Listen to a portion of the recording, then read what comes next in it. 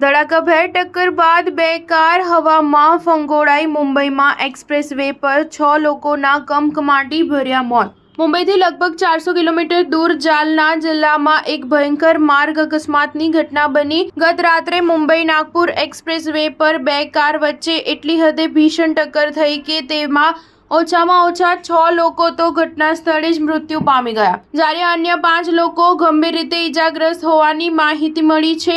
મૃતાંક હજુ વધે તેવી શક્યતા છે. દુર્ઘટના ગત રાત્રે 11 વાગ્યાની આજુબાજુની સર્જાઈ હતી, જ્યારે એક કાર ઈંધણ ભરાવ્યા બાદ રોંગ સાઈડથી હાઈવે પર આગળ વધી ત્યારે નાગપુરથી મુંબઈ જતી અન્ય કાર સાથે તેની ધડાકાભેર ટક્કર થઈ હતી અને આ ભીષણ અકસ્માત સર્જાયો હતો. ઘટના સ્થળે હાજર લોકોના અહેવાલ અનુસાર બંને કાર વચ્ચે ટક્કર એટલી ભયાનક હતી કે પૂરપાટ ઝડપે આવતી અર્ટિગા હવામાં ફંગોળાઈ ગઈ અને હાઈવે પર લગાવેલા બેરિકેડ પર જઈને ભટકાઈ હતી. કારમાં સવાર તમામ 6 લોકો ઘટના સ્થળે જ મૃત્યુ પામી ગયા હતા. લોહીથી લથબથ હાલતમાં તેમના શબ રોડ પર પડેલા દેખાયા હતા.